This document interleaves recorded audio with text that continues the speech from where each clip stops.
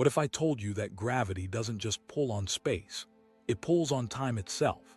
In 2025, this isn't speculation.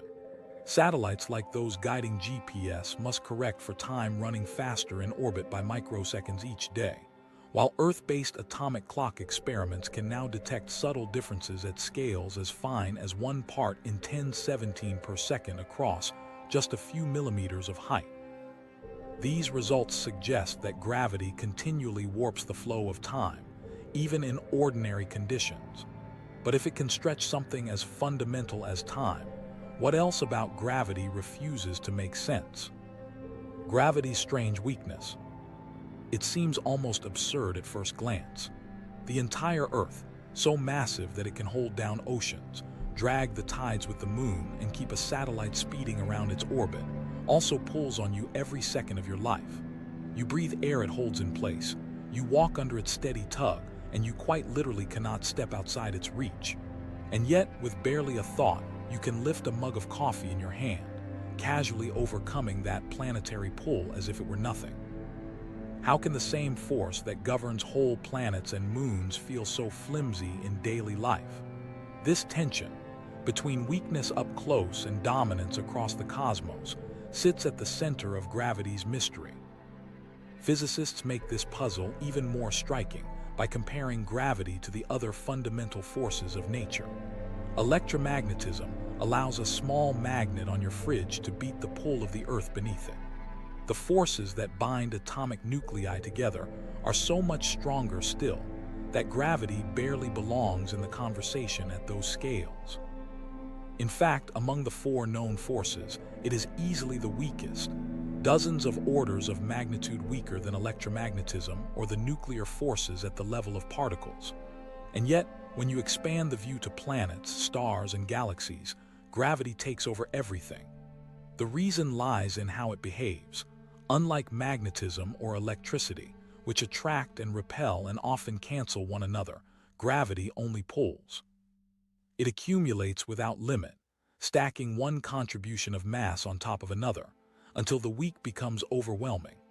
That's why in the very same universe where a paperclip can outwit Earth's pull by snapping toward a magnet, vast structures of stars form only because of gravity's quiet persistence. But even defining gravity's strength turns out to be harder than it sounds. Scientists give it a formal name, the gravitational constant, known as G. That one number underlies Newton's law of gravitation and Einstein's equations of general relativity. We can measure the charge of an electron and the speed of light down to extraordinary accuracy. But with G, the results remain surprisingly slippery. In laboratories today, high-precision torsion balances, sensitive instruments that measure tiny twists from gravitational attraction, continue to return slightly different values than quantum methods that track the interference of falling atoms. These shifts are small in absolute terms, but the inconsistency matters. Cosmological models rely on G, yet its measurement still refuses to settle to the certainty we expect from such a fundamental constant. This is startling when you think about it. We can estimate the lifetime of unstable particles more precisely than the pull that holds your feet against the ground. Researchers carefully shield their setups against vibrations, drifting temperatures, and even distant earthquakes, and still they report outcomes that do not fully agree. Laboratories across Europe, Asia, and North America all push limits of precision, but no single number emerges unchallenged. These differences don't mean gravity itself fluctuates. They point to how close we may be coming to the limits of our measurement tools, or perhaps to some subtle feature of the universe not yet understood. Gravity hides in plain sight, yet refuses to be pinned down. And that brings us back to the paradox of its weakness. How can something that loses so easily to a magnet's pull end up controlling the fate of stars and galaxies? The answer lies in its persistence. Gravity may not cancel, screen out, or flip direction. Every added mass strengthens its pull, and the larger the system, the more those feeble contributions add together. Over billions of years, that slow accumulation becomes the architect of structure itself, spiraling galaxies, clusters bound across millions of light years, and great cosmic webs stretching from one end of the sky to the other. If magnetism behaved the same way, always amplifying without opposition, the universe would look unimaginably different. Instead, only gravity gets that role, weak in the laboratory but supreme across the heavens. That contrast plays out in our daily lives as well. Astronomers use gravity's faint signature to trace the outermost orbits of stars at the edges of galaxies, while engineers account for its relativistic effects to keep satellite-based GPS systems accurate to within meters. Both examples come from a force that barely resists when you stand up from a chair. It seems to wear two faces, negligible when stacked beside the other forces of nature, yet irreplaceable when gauged across astronomical scales. So the million-dollar physics puzzle isn't simply, why is gravity weak? But how does such a weak actor end up as the universe's architect? Physicists suspect that solving that question could highlight the bridge we've been missing between Einstein's spacetime picture and the quantum world of particles and fields. For now, though, the paradox remains open. And if gravity's fragile strength can already baffle us, its other defining feature raises an even stranger puzzle: its ability to bend the steady rhythm we call time. The force that bends time. We usually picture time as steady and absolute, the one thing in our lives that never bends. A wall clock ticks off seconds in New York the same way a wristwatch does in Sydney. Phones and computers sync without hesitation. It feels universal, insulated from anything else going on in the world. Yet when physicists learned to track time with extraordinary precision, they uncovered something deeper. Time itself is not fixed. Its passage depends on position, motion, and most of all, on gravity. No second is truly the same everywhere. This becomes clear in experiments that compare clocks at different heights. On the ground floor of a building, a clock ticks imperceptibly slower than one a few meters higher. For decades, we couldn't detect such minute offsets, but atomic clocks changed that. By 2025, their sensitivity had reached the point where researchers can measure differences at the scale of about 10⁻17 seconds across a vertical gap of just 1 millimeter. That means lifting a clock by less than the thickness of a paperclip registers a timing change. It is a spectacular confirmation of Einstein's prediction that gravity alters time at every scale, no matter how small. These shifts, though vanishingly tiny in human terms, are critical to the technologies we rely on. The Global Positioning System is a prime example. GPS satellites carry atomic clocks that run in orbit where gravity is slightly weaker and motion is extremely fast. Without adjustment, those orbital clocks would drift by about 38 microseconds each day compared to Earth's surface. That doesn't sound like much, but even half a microsecond of error translates into hundreds of meters of misplaced location data. To make GPS accurate, engineers must constantly apply relativistic corrections. In effect, the technology guiding everything from smartphone maps to aviation navigation depends on acknowledging that gravity and motion reshape time itself. The principle behind these differences has a formal name: gravitational time dilation. It states that clocks closer to large masses tick more slowly than clocks farther away. Gravity pulls not only on matter, but on the very progression of events.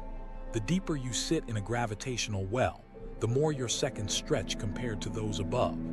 The effect is faint on Earth, yet becomes more striking when you leave the surface. The International Space Station presents a clear case.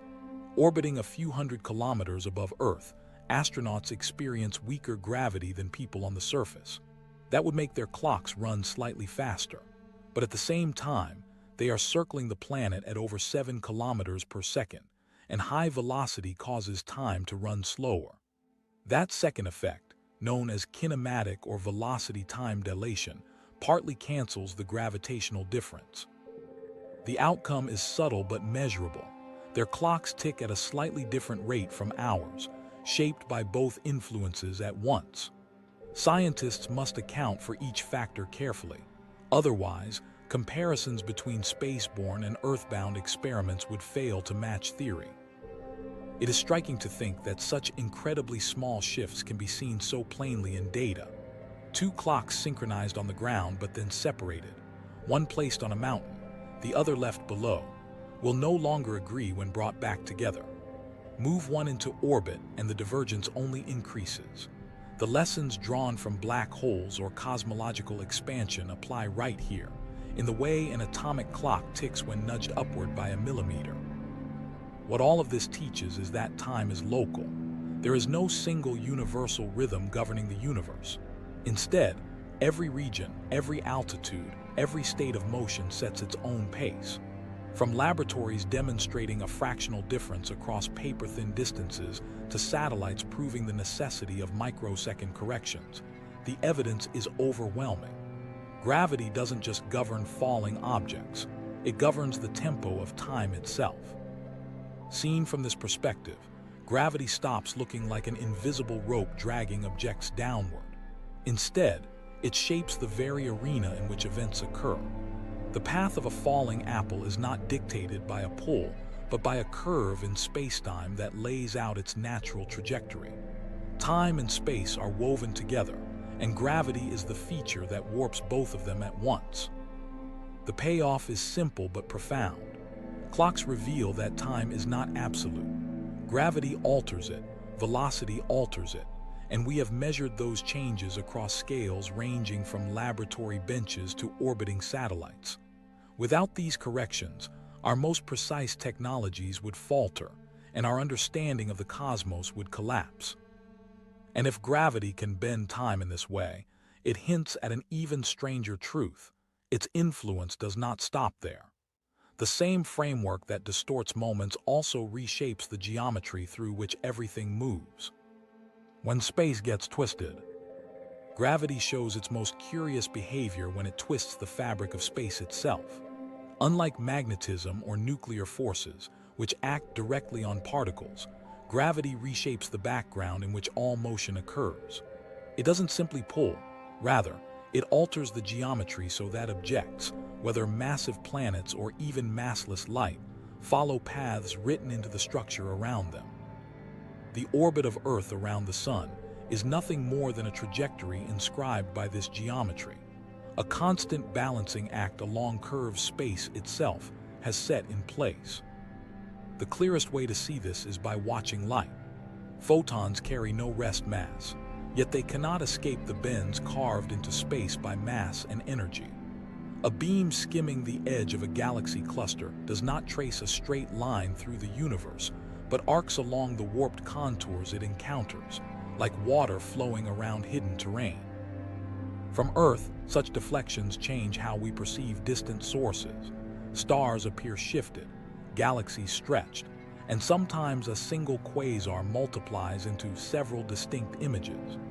What seems like an illusion is really the structure of spacetime bending the path of light itself.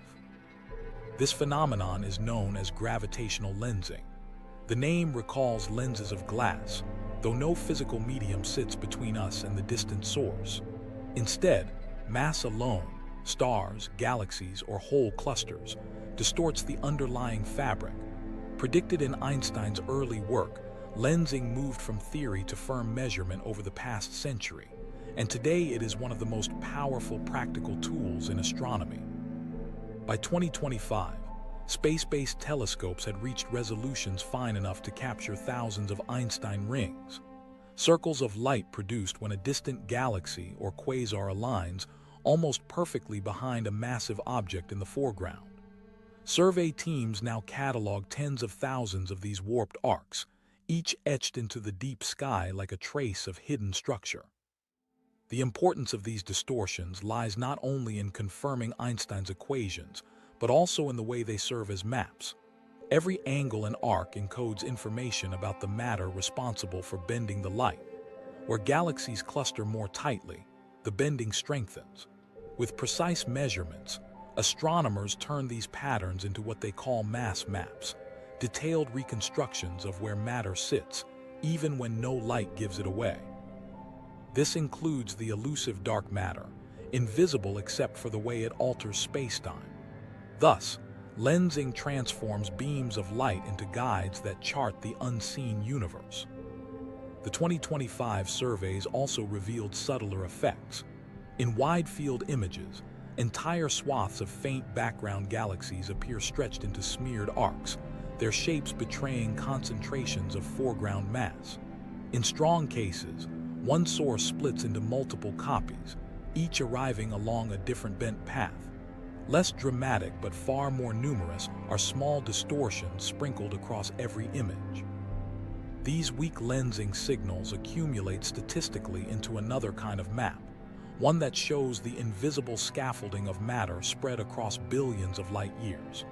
The match between observation and the predictions of relativity continues to stand out. The bends, however faint or dramatic, fall exactly where Einstein's equations say they should. For us as observers, this creates a striking realization.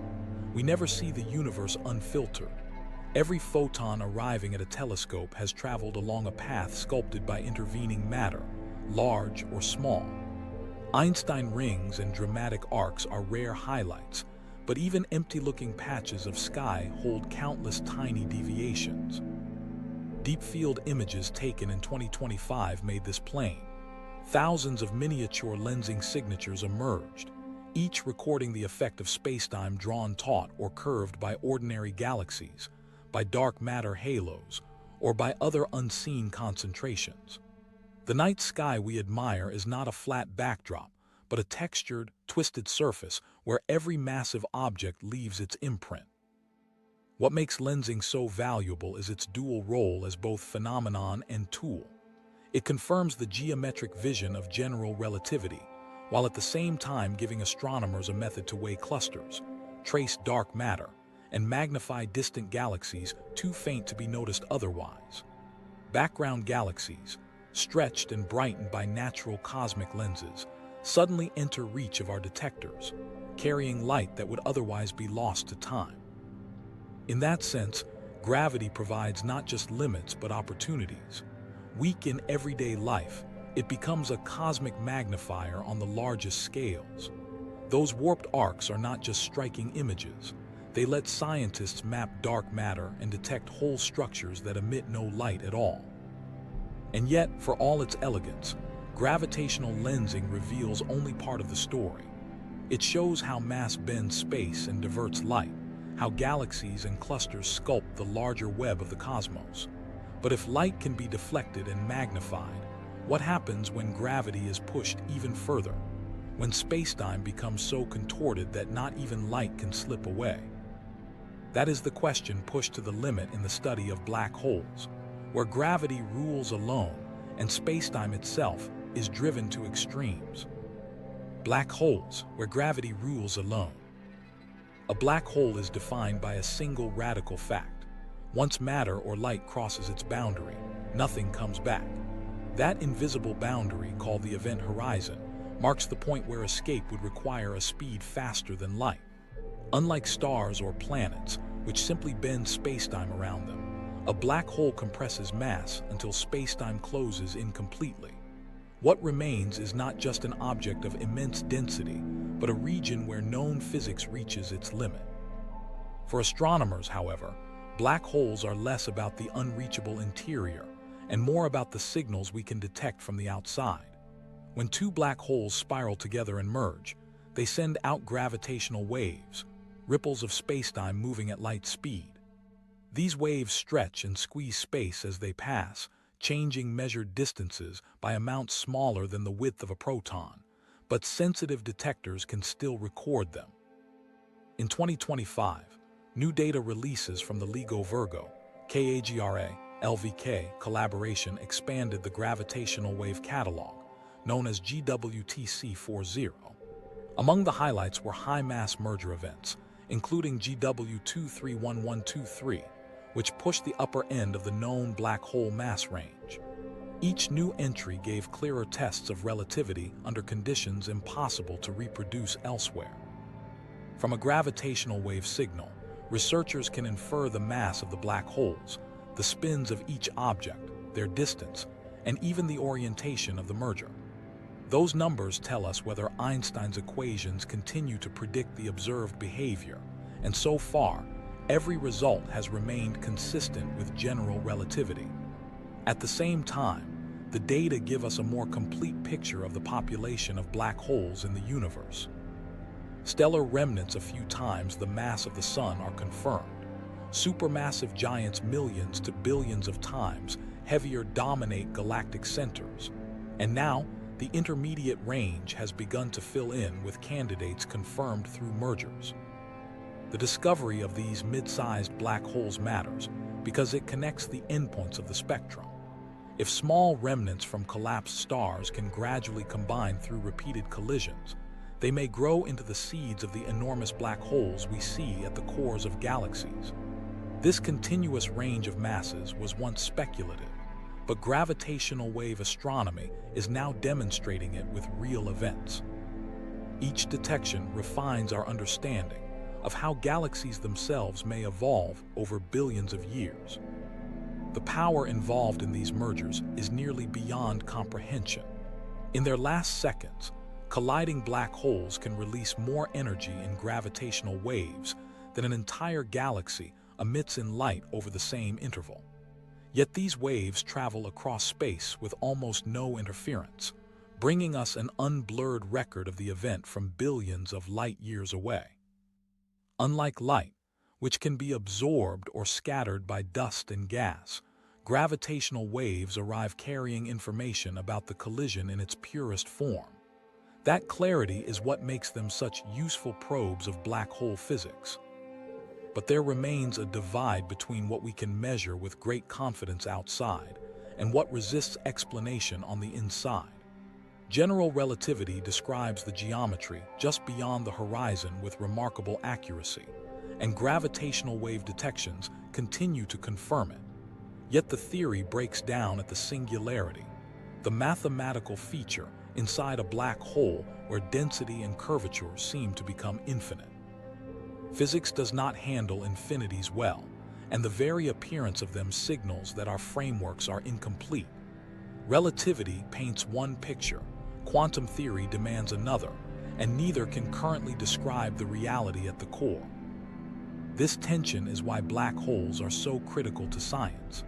They are natural laboratories where gravity is pushed to extremes, allowing us to check whether existing theories hold or whether subtle deviations point to new physics. Every recorded merger becomes another opportunity to check parameters such as how fast spacetime ripples spread, or whether the polarization of the waves matches predictions. Any departure would hint at cracks in relativity's grip, but so far, Einstein's model continues to pass at scales he never imagined. Speculation about what actually happens beyond the event horizon continues to range widely. Some proposals suggest that spacetime does not collapse to an infinitely small point, but instead halts at a quantum-defined core, perhaps in the form of a new state of matter or a fundamental graininess of space itself. Others argue that black holes may eventually reveal links to entirely new physical frameworks, ones that unify quantum theory with gravitation. At present, these ideas remain unproven, but the very existence of black holes forces us to keep looking. What we can say clearly is this: we have the tools to map black hole populations across the cosmos, measure their mergers with extraordinary precision, and test Einstein's equations against data again and again. What we cannot yet explain is the interior, what really replaces the mathematical singularity, and how gravity works in that regime where quantum principles should dominate. This gap between external certainty and internal mystery is exactly what makes black holes more than astrophysical oddities. They are evidence that our best theories point the way but still stop short of a complete understanding. And so, we arrive at a frontier question. We can listen to the collisions of black holes across the universe, reconstruct their properties, and see relativity confirmed in detail. But when we ask what lies beneath the horizon, the answers slip away, reminding us that our theories overlap but do not yet unify. We can hear black holes merging, but what they hide inside still refuses to be explained. Why that divide exists is the central tension between relativity and quantum mechanics. The irony is that even as these mysteries unfold on cosmic scales, gravity's ability to bend time also reaches directly into ordinary life. It affects the devices we carry in our pockets every day, though we rarely notice. GPS and the billionth of a second problem. Imagine opening a map app and watching your position appear almost instantly, marked by a precise blue dot. That simple display depends on an intricate system of satellites orbiting Earth, broadcasting timing signals with astonishing consistency. This is the global positioning system, and its accuracy is tied directly to one of the strangest consequences of gravity. Time does not flow at the same pace everywhere. The problem goes deeper than technical fine-tuning. Without relativistic corrections, GPS would fail completely in a matter of hours. Each satellite circles Earth from about 20,000 kilometers above the surface. On board, atomic clocks record and transmit precise time codes to receivers on the ground. Your phone or car does not measure distance directly. It compares the arrival of these signals from at least 4 satellites and calculates where the timing overlaps. In practice, the whole system works only because those signals arrive in strict synchrony.